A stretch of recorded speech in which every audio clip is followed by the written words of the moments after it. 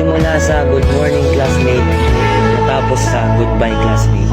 Sa halos ilang buwan natin pagsasama, marami tayong mga naiwan na masasayang alaala. Tulad na lamang kung paano tayo nagkakilala at kung paano tayo nagturing ang isang pamilya. Noong una, napuno ako sa takot at kaba kasi natatakot ako na baka ako'y kakaiba, lalo pat wala akong kakilala.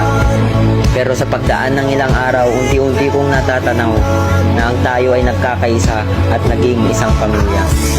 Classmate, salamat sa bawat tawa, sa bawat kopya, sa bawat bully, at sa bawat alaala na ngayon ay natapos na. Sa bawat kwentuhan na punong-puno ng kalokohan ay nabuo ng ating samahan na malabo kong makalimutan.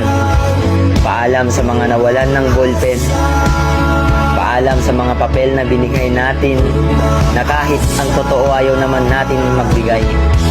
Paalam sa mga chicherya na baon ng isa pero pagkain ng buong barkada.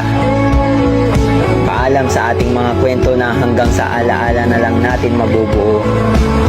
Paalam rin sa mga mahal natin na guro, salamat sa inyong mga itinuro. Paalam sa isang taon nating samahan na sa mga alaala na lang natin mababalikan. Hanggang sa muli, classmate.